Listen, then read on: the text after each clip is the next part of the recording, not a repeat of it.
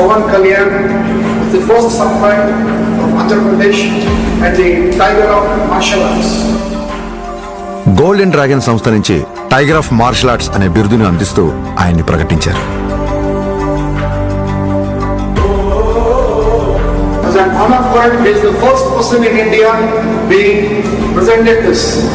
సోగో బూడో కాంట్రికే సంస్థ ద్వారా 5th don గౌరవాన్ని సోకే మురమత్సు సెన్సై నేతృత్వంలో టగేదా షింగన్ సమురాయ్ పరంపరలో పవన్ కళ్యాణ్ గారికి స్థానం కల్పించారు.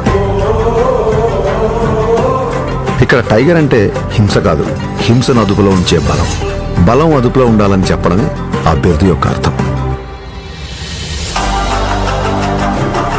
కళ్యాణ్ గారికి తెలుసు ఈ గౌరవం తన మార్షల్ ఆర్ట్స్ ప్రయాణంలో మరో కొత్త అధ్యాయం మాత్రమేనని.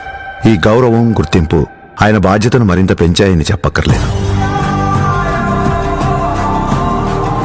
తన నమ్మకం ఒక్కటే, ఓ దేశపు సంపద అంటే నదులు, ఖనిజాలు, అరణ్యాలు మాత్రమే కాదు, కళలతో, క్రమశిక్షణతో తయారయ్యే యువత. అటువంటి వారే వికసిత్ భారత నిర్మాణ రూపకర్తలు. దృఢమైన శరీరం, చురుగైన బుద్ధి, బలమైన వ్యక్తిత్వాల వైపు దేశ యువత నడిపించడమే తన లక్ష్యం.